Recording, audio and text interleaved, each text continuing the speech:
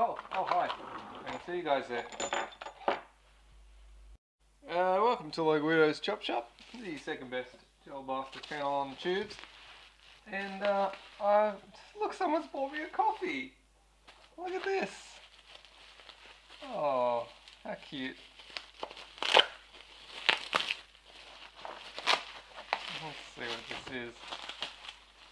I know what it is. You know what it is too, because you read the video title. So I don't know why I go on with this charade like we don't know what it is. Like we're opening it for the first time and we don't know what it is. Oh, look at that. It's like a little coffee and they're the sugar cubes.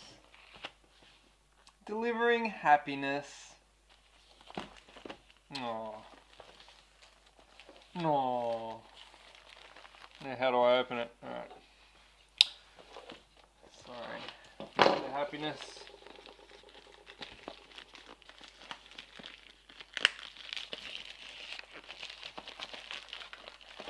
Yeah, there's more plastic inside there. Right. How many layers of plastic will there be? Oh, 3 apparently. That's the magic number. Alright. Oh, you're getting the full girlfriend experience tonight. Right.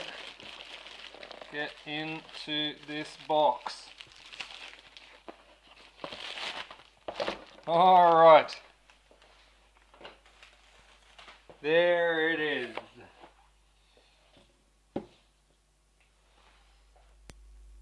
This is the LDX, or it says LDX, but LDT-X New Gen version 2 gearbox only for Gel Blaster. New generation. Advanced with Mosfet. That's what it says, and that's what it is. Let's check it out. Oh, that's on the top. I hazard a guess that's probably supposed to be here. Like that. Ooh, safety instructions.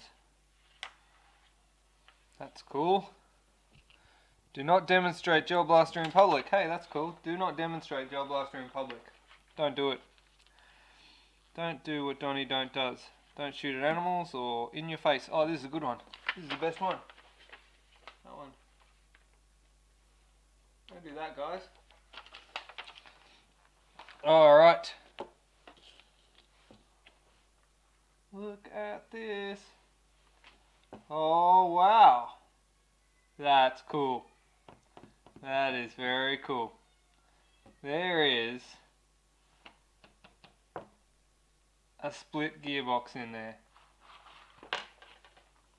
There's the bottom. Mag terminals. And there's the top. Wow, this looks really nice.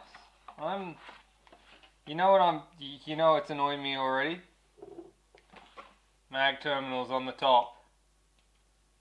Someone's got to design a way to get the mag terminals on the bottom half. Honestly, like, how hard can it be? Just put do something, get the mag terminals on the bottom half, so that when we split the gearbox, we don't have to like disconnect these wires and have this sort of dangling off. But look at this. There's not a lot of grease in there. I guess you got to provide your own grease. But that is nice. Metal gears in there. There's shims. There's a little bit of movement in there. Not a lot though. And then, wow, this looks cool. I like it. Except for those mag terminals. Man, those mag terminals. Someone got to come up with a better idea there. I swear. Okay, so this is pretty cool. I've got the box probably set up in a funny angle. I've probably got to put it there so that there we go. So the taper plate and everything fits together nicely. This here is, oh, that's interesting. They've given me a spare magnet. A spare magnet, and I guess that is a pin. I should read the instructions. And a T-piece in there. That's the spring which goes on the T-piece. Or on the barrel to push back. Whoa, look at this. Wow, man, I've never had a split gearbox before. Never had a split gearbox. So, I mean, this is new territory for me, so where do I start? I'll probably start by doing what I do best, pulling stuff apart. Let's do that. Alright, look at this. I don't even know what this bit's for. There's a magnet there which I assume is a spare magnet for if you, I don't know, need it. Or if you put in another gear set in.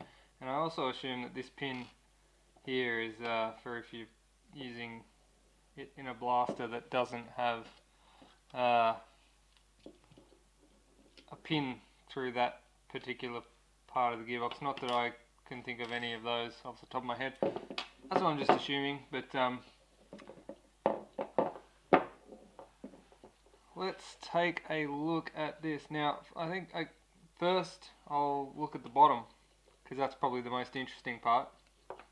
One of the things that I did notice when I was just looking over it here on the other side, selector plate. So it appears that the selector plate is actually run by a micro switch here. So I guess it's just safe is mechanically safe. Semi is without the micro switch, and then when the micro switch is switched, that must be auto.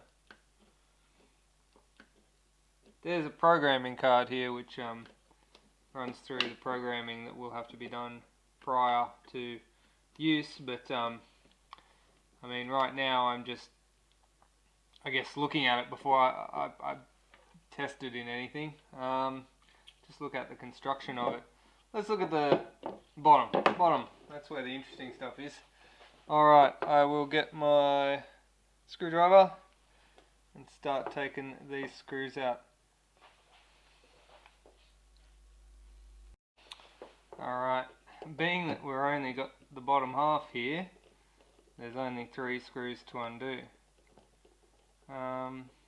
which is less than normal. There's usually 2 screws on the bottom here, and probably another one there usually, but only 3 in this one. So let's take a look. This is very interesting. Like, I had a quick squiz at the shimming before I looked, and like this, all these gears shimming on point. I guess you would buy this as a drop-in box, so you want to buy this component and then just drop it into your blaster ready to go, because it's got the Mosfet already in there, it's got the metal gears already in there, it's got the metal gearbox housing already done. Like, it's just a ready to drop in type arrangement. However, I just from looking at it, I'm guessing you will have to provide your own grease, because there is no grease on these gears. You can see here as this comes around. See the magnet? There's a magnet there, which I guess is one of those. So I guess that one there is a spare one if you use a different gear set. Not that I understand why you'd want to do that, but either way, that's an option. Let's have a look. Let's open this up, see what's inside. Excellent. Oh, there is a bit of grease. There is some grease. Right, so there's some grease here.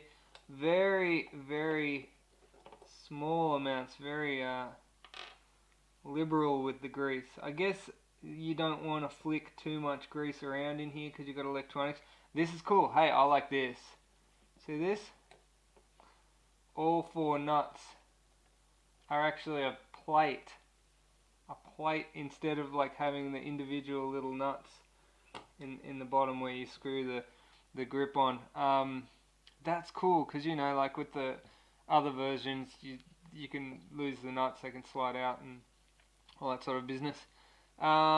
This here, can you see this? I'm going to have to zoom in, I think. Zoom in even further. So down here, we've got a hall sensor. And that's obviously runs past your magnet that's in your sector gear, which is here, runs past that, and that's how it tells where the sector gear is in the world, and that's what gets your timing and everything set to tell the circuit board when you've had one shot and cut off for your semi-automatic. It's interesting because the standoffs for that hall sensor are literally the legs of the sensor, covered in some heat shrink wrap or something. It's literally just standing there.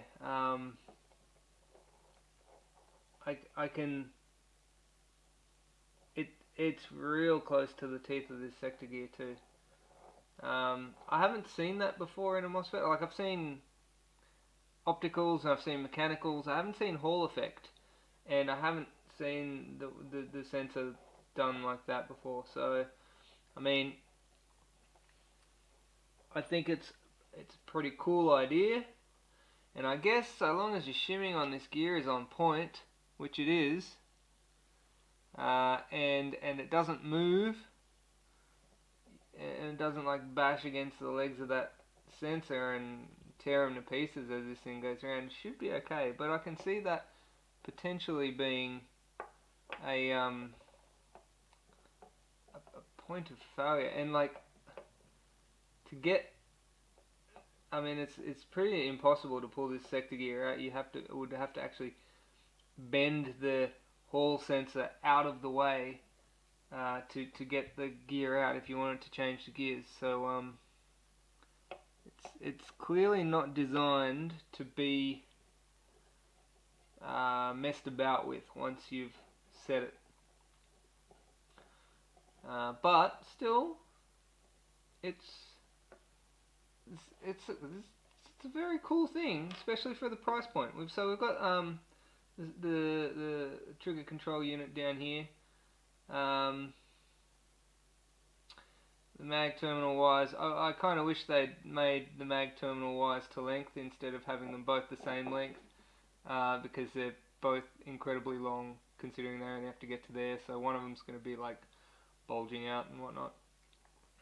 So there's your mechanical trigger safety, which just stops you from being able to pull the trigger. Trigger is alloy as well, and the trigger is literally micro switch pressing, so just pushes down on that micro there, which is alright. It gets the job done, I guess. Micro switches are pretty reliable. They're good for, I don't know, however many 10,000 clicks or something like. I don't know. They're good for. They've got a lifetime, but they're pretty good. They last a while, especially considering there's not going to be a lot of current running through this, because most of the current will be running through the Mosfet, which will be on that board somewhere. I think I can see one there, and there's another one underneath the switch. Yeah, let me just have a quick squiz at those FETs. Yeah, I can't make out what they are in terms of Mosfets because there's too many components glued onto the top of them. Looks like there's a few there, so I'd say they're probably running running a few in parallel to increase the current capacity.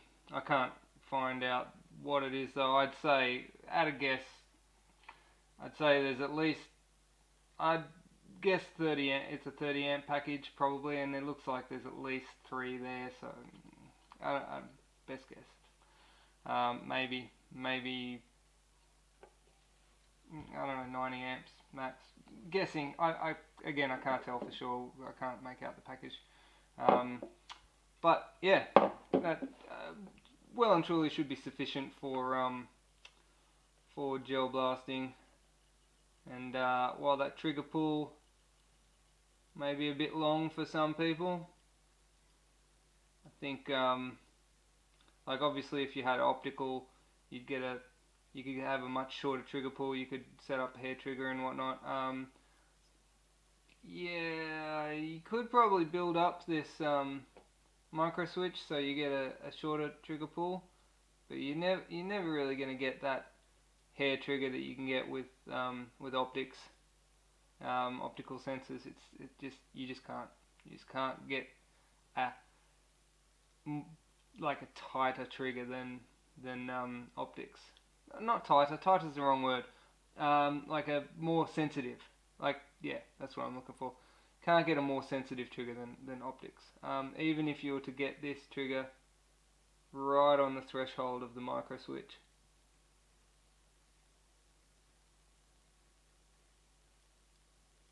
There. You've still got that much movement, which, I mean, it's really minuscule, but I mean, some people are really after that, you know, really fine hair trigger for like certain modes of game and that sort of thing. That's cool. I'm gonna pop this back together, and I'm gonna have a look at the upper half of this gearbox.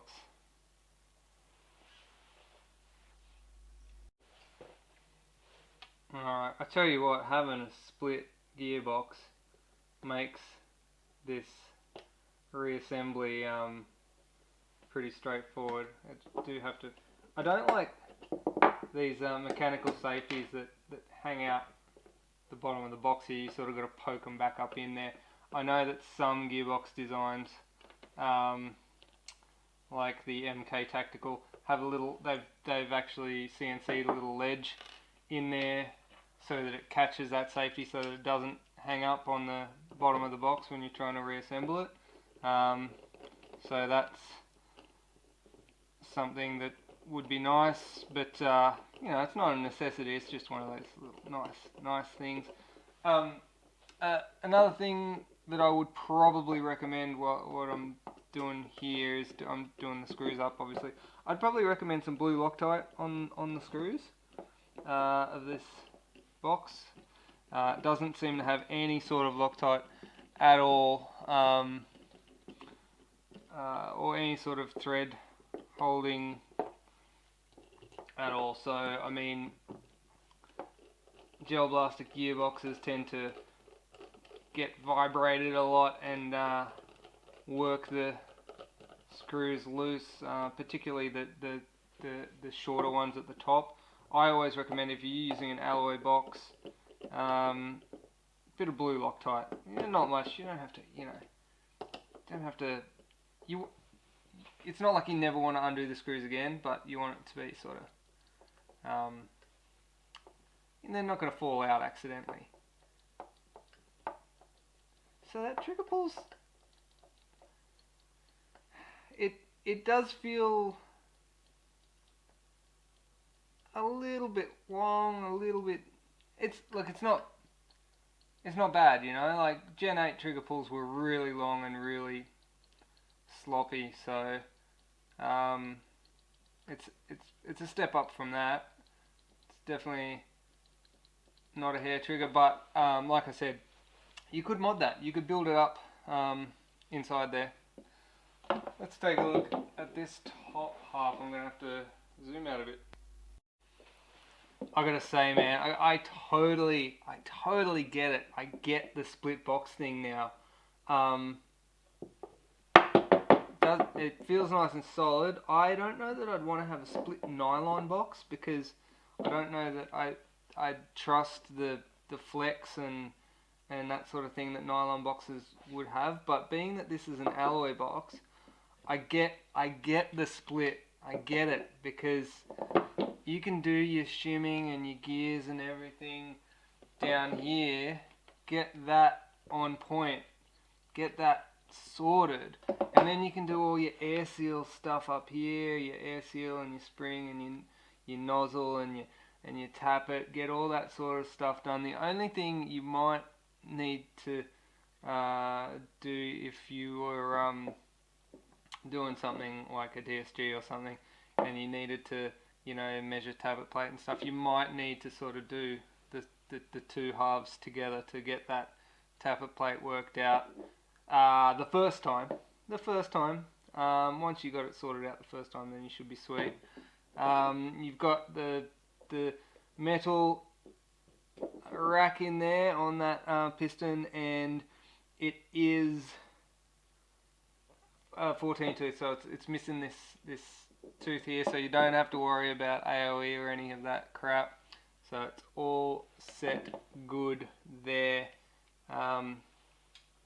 ready to go in that aspect. So let's have a look. We can pop this spring out the back. I don't know what type of spring it is. That looks like, yeah, that's a cast alloy spring retainer. Fairly light looking spring. But I guess we'll take these screws out of the upper. Again, there's only 3 screws in the upper, so 6 screws in total. Not suggesting more screws makes better, just saying most other gearboxes that I've dealt with have had more screws. Anyway, onward we go. Again, there's no retaining compound on these screws. I would definitely recommend retaining compound once you get this. So like, if you buy this, rather than dropping it straight into your gel blaster and hitting go, I would probably just pull it apart, put some retaining compound on those screws, some Loctite, some blue, you know, not too, you don't want them glued forever, and a little bit of grease in the gears as well. I think they were a bit, what do you call it, a little bit tight on the grease. Now, oh right, I said there was only 3 screws. They've put another sneaky one on the other side, so that's why that didn't come apart real easy. Interesting to note the location of that screw, or the 2 screws. So this one here, no problems here, no problems with that at all. This one, why did they do that? Why did they put a screw there? That's like the worst place to have a hole in your gearbox. Because like, if your gearbox is going to break, guess where it's going to break? It's going to break right there. They put it right there. Like, gearbox isn't radius either, so if it's going to crack right there, and it's going to crack straight into that screw hole. So, bad design, LDT, bad. Back to the drawing board on that one. Is that screw even necessary? You've got 1 screw there holding it together. Do you need that additional one? Like, that, if anything, is only making the whole thing weaker, in my opinion. Yeah, that's the worst place you could have a screw. Why? Why'd they do that? That's terrible design. Someone should get a slap for that. I can see why they didn't put it like further back here. This is also not a great place. Generally back here would be, you know, you usually have 1, 2, 3, and you kind of try to avoid putting any in this section here, because that's obviously a section where if you put a screw through it, you would potentially create a weak spot where you're going to break it. They do it because LDT have like a blowback system that you can buy that attaches to their piston, that runs a little thing up and down here to grab onto whatever piece of your blaster to make it reciprocate with each shot, and that's why this slot here is open. You can see there's a slot there. So if you want to run that feature, they've got that section there. So obviously they can't put a screw here. They can't put a screw through there because that would get in the way of their blowback reciprocating thing. So they've just thought, oh well, we haven't put a screw there, so we need to put one here. No, they didn't need to put one there at all. That's stupid.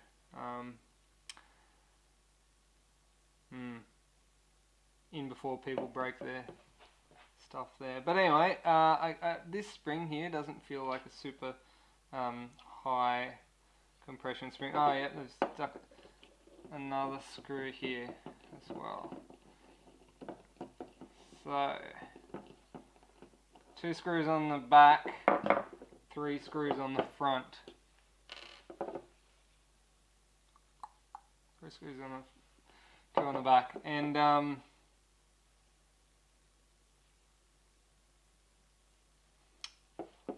yeah, I'm kind of disappointed about that one. Really, it just seems so unnecessary and so badly placed. It seems to be doweled.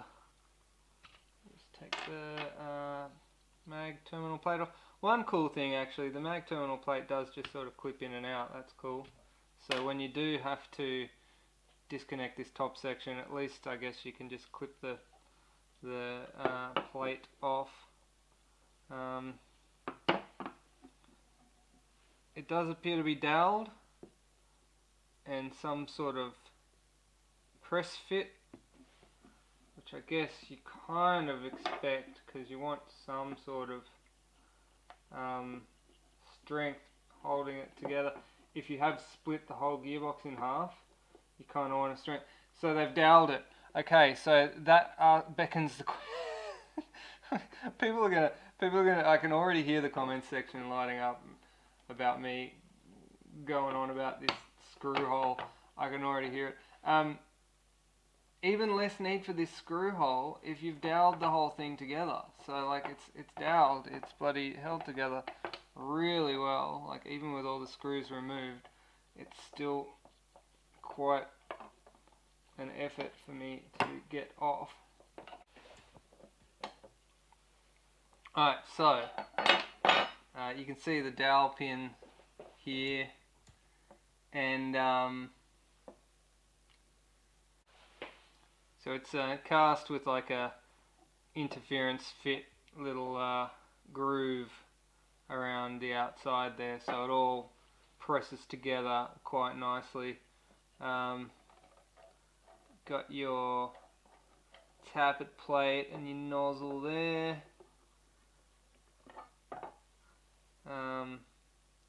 Aluminium cylinder head. Steel rack.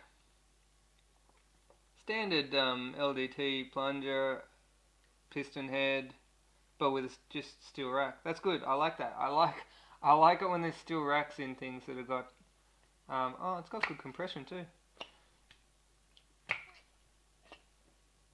That's really nice. And O-ring aluminium nozzle as well. So let's just get a load of that one as well.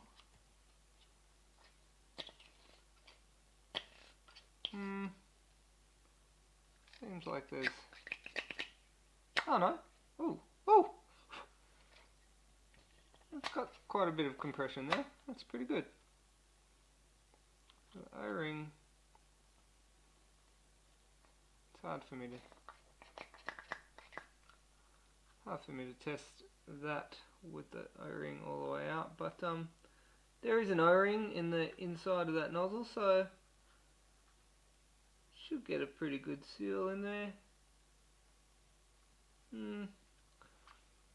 Does seem a little loose.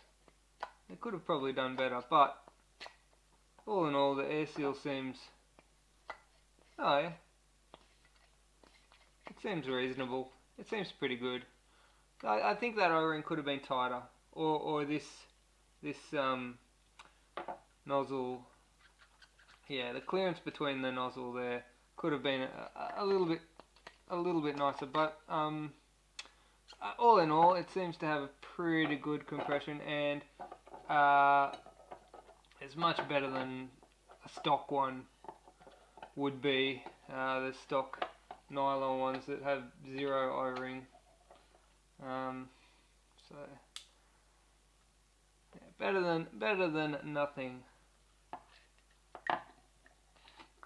Yeah, see, there's a little bit of a leak there when it's extended.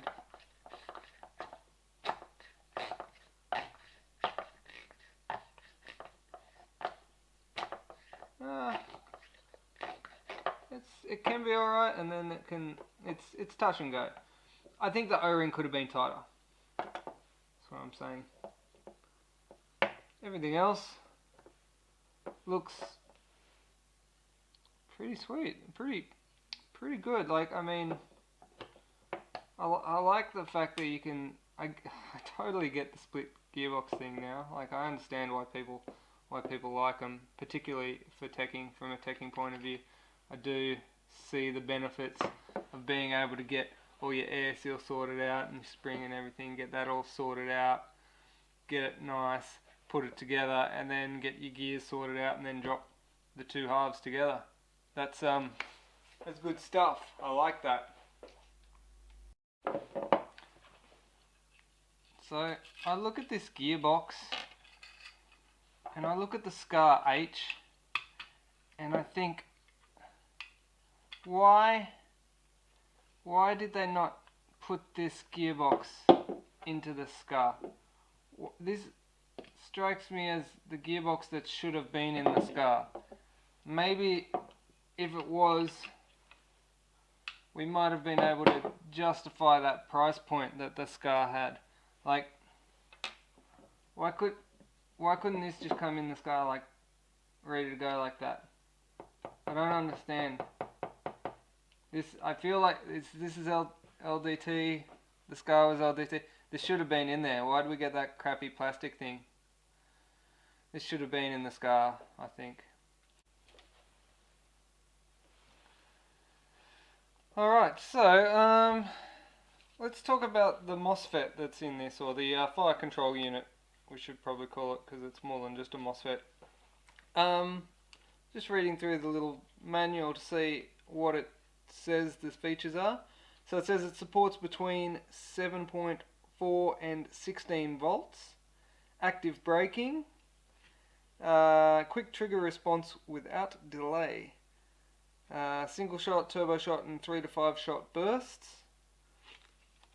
auto magazine prime, short circuit and stall protection, and it seems like you program the Mosfet in a very similar way to the way that the Perrin is programmed, where you do like a combination of switching the safety selector and then pulling the trigger and holding for 5 seconds, and then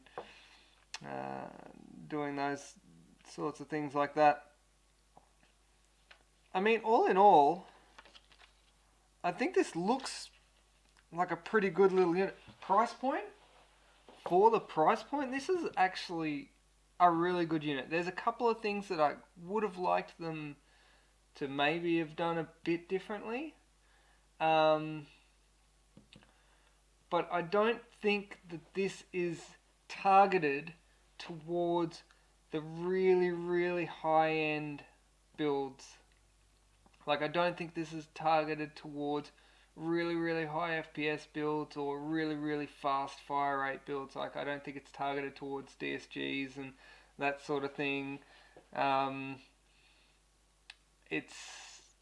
think it's more targeted towards a sort of a general sort of purpose blaster that will be solid enough to not fall apart under regular use. I don't think it's going to be holding up to like massive springs or massive fire rate, but but I do think it is definitely a good value for money drop-in box. I think this is something that, like, I definitely think this should have come in the SCAR. The LDT SCAR should have had this. What were you doing, LDT, or whoever it was who put that together? I don't know if it was LDT or someone here in Australia. Whoever did that should take a good hard look at themselves and ask themselves why we didn't get this in the SCAR 1000, because this maybe would have made that price tag worthwhile. All in all, for tonight, I'm going to say this looks like a pretty good thing. This looks like a pretty good thing if you just want to, if you just want to get an upgraded thing that's to replace your busted old War Interest box with the nylon plastic gears and stuff, and you just want to get something that's going to be solid and not melt on game day, but not something that's like super duper high performance, maybe just a little bit warmer than standard. Yeah, for sure. The price of this is good. Like, for what you get, this is really good value. It could be better. The nozzle could be better. This screw could be just not there. But I love the split. I love the split design. Having a Mosfet built in it's a pretty cool thing as well. Yeah, I'm actually pretty surprised at the features that this thing has, given the price point. Not perfect, but hey, what is? And split gearbox with Mosfet and metal gears and everything ready to go, shimming on point. There's not much more to say. Like, I would recommend this if someone was saying I want a drop-in gearbox replacement, because there is very little that you could genuinely say is an actual drop-in replacement for blasters. You generally find you're gonna be up for a lot of work when you try and get yourself a drop-in replacement. Bolt-on mods. All right, that's it for now. Maybe in a later video I will pop this into a blaster and we'll see what sort of numbers it chronos out of the box. But judging from that spring, I'm guessing, I'm just gonna guess, just like a wild stab, just from me feeling the spring, probably around, I'm gonna say the 250 mark. It didn't have a particularly strong spring in it, but I think it could definitely handle up to 300. But that spring that comes with it, I think is a little bit soft. But other than that, I think it's definitely a good base, good starting point. Thank you, Remy, for meowing in the background. And thank you guys for watching. Don't forget, you can hit me up on Facebook to buy a patch, or if you like what I'm doing here and you want to support the channel, you can always buy me a coffee in the link below. Peace.